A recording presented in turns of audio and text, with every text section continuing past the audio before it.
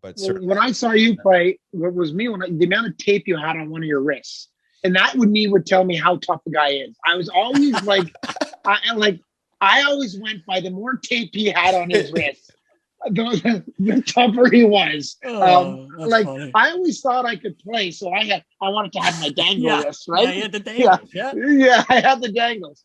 But then you had some big tape on your left hand. I remember for sure. Could have been injury, whatever, to keep your wrist solid. But you were stuck in that world where you were bigger than me, but you had to fight.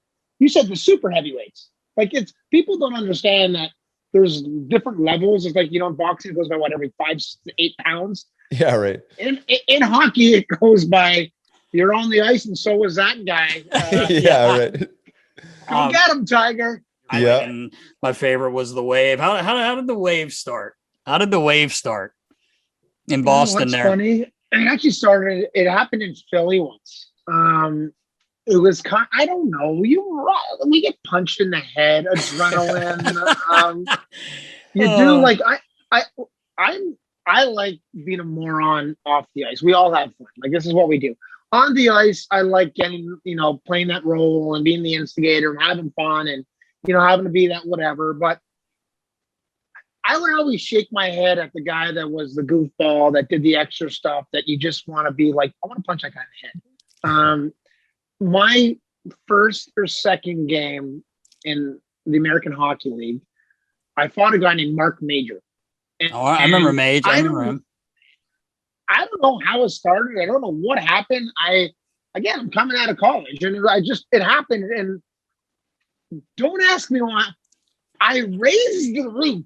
I don't even know what that was at the time. Like, I don't even know why I did it. And that's the last thing I would ever do. And I'm like, what?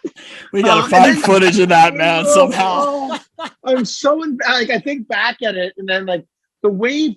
I did that once, and then the wave thing was. I think we were in Philly, and I think it was just again the crowd. I hated playing for the Flyers because our fourth line would go on, and it's the one rink that gets it. But the music guy, the DJ, and the fans just get it. They're playing whatever music during the game. Out comes, Riley, Cote in the fourth line, AC/DC. Like you wanted to have a quiet shift, but now it's like antagonizing. I know. It's like, oh man. And you look at, as you said, we were going to have a quiet shift against their super heavyweights, and we were just going to let it all go. But then everyone's just watching the game. Juice up the fans. Yeah. And then, the fans are all jacked up. And now you're like, oh, man. It was just, the Flyers rink was just, it was just good times. But that was the one rink that really got it. Yeah. But you know what, man? It's like. sorry. The wave. Yeah. Sorry. Sorry. So after one of them, I'm still so like, hey. And I started like, the fans were all going crazy about, whatever, because they were all still ripping and roaring. And I'm like, it was never a disrespectful. Right. It was like, it's like that gladiator moment, Right. 15, 20,000 are like cheering for, you're so pumped, and it's harder. Well, you guys know but for people listening, that energy that you just are alive after that moment, you survive the moment, and you're like this. You're like on, and it's like, hey!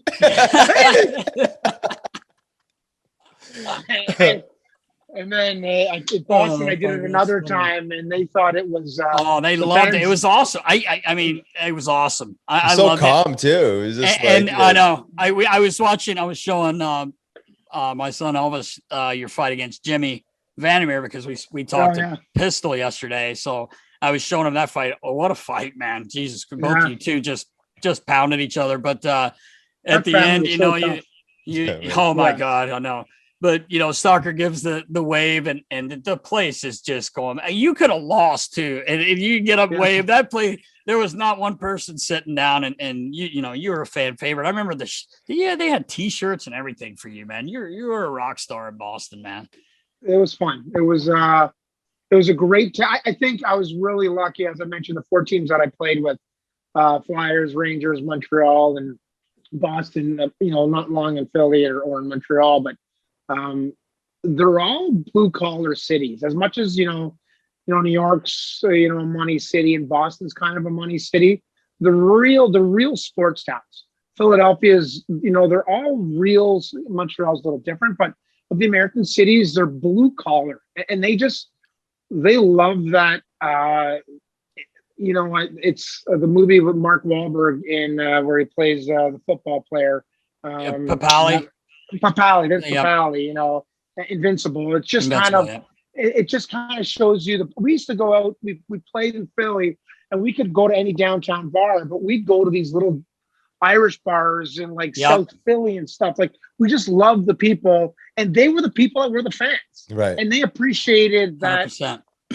they liked the goal scorers, but they didn't always understand the goal scorers, but they could be Riley or they could be Derek yourself or me, because they're blue collar guys that appreciate it. They just want to see you go out there, do whatever you can for the jersey, kick some ass, have fun, try and win, but leave it all out there. That's it. And that's kind of where I fell in love with those cities and the fans, and that's where some of that stuff went to. Yeah, it was awesome. And like you said, I never looked at it as well. And then I met you and everything. Obviously, I knew you, but it never looked like you weren't showing anyone up. It's just saluting the crowd because they loved you for one. And it's always nice to see guys when they're jacked up too. Like Riles, there's a few times where you had some really good tilts, and you're just like, let's go. I used to just love that. I wish I would have done it more looking back at it. You know what I mean? Because I was just so reserved, and I was always kind of trained by my parents to just not be flamboyant with that kind of stuff. I wish I would have though, seeing some of the stuff, but I think it was more just a respecting. I didn't, win, lose or draw. I was just kind of did my work. I'm just going to go and rest. I wasn't showing anybody. The hardest thing was one night, again, I did it against Eric Bolton one night in Boston for a couple of fights, but just happened that particular one. I don't know why it happened, but the media created it into something that, it was one of those things. And then, now I had to do it. It almost became part of it. And as you mentioned, there's one night Rob Ray kicked the shit out of me, and he broke my face, and I'm they're all chatting and looking at me, and I'm like, I don't want to wave. I just want to say hi. Just can everyone stop looking at me, please? And I give one of these, hey, and they're like, oh! They honestly, not to be cheesy, but they appreciate what you did, man. It really, it's the truth though.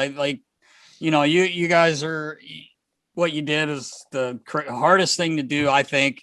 And you're always the favorite guy usually in the locker room, and definitely the fans, so, even like you said, win, lose or draw, man, they're still standing up cheering for you. Cause you're battling, showed up. You're battling, for your team, and that's the part. I love that too, man. It's awesome.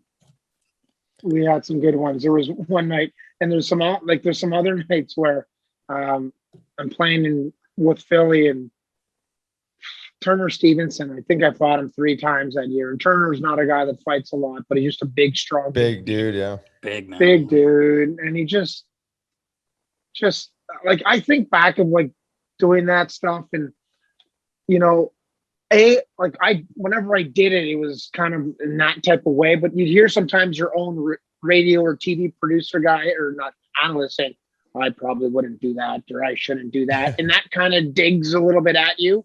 And in my head, I'm trying to fight a guy that's, 7 feet tall and going to kick the snot out of me. And I'm, Riley, we do it for a reason, whether it's retribution, instigate something, not instigate. It's never really instigate, but it's kind of get the fans going, your players going, prevent something else from happening, retribution for hitting another player. There's all different reasons why it used to happen, and not everyone really gets it. Not everyone gets the pre or the post fight either. So I hope that, as you guys said, everyone kind of understood it. But there's some times, I think back to fighting in Philly, right in front of the bench, and I had once I'm fighting, I think it was Colin White, Turner Stevenson, and Marty Berder's around, and Larry Robinson's the coach or assistant coach at that time. And these are 2 guys that idolize and even though I'm playing against, and they're both just telling, Turner to kick my ass and just like I'm like, these are my like Marty Brodeur, probably greatest goalie of all time statistically, and then there's Larry Robinson, kid of Montreal, yeah, big Larry. Kick his fucking ass! Kill this stuff! I want him dead! He's a piece of shit! Get rid of him! I'm like, I'm enough as it is mentally to try and do this. I got my TV guy getting mad at me for waving to someone else. And here I got just some of those things all come. Oh, the pressures, eh? God, man. Oh, man. Yeah. The life. Fun life.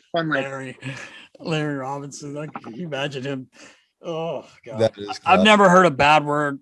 Someone say a bad word about that man. I heard I don't really know him. I met him, but I heard he's just an unbelievable man. Yeah. Larry Robinson. But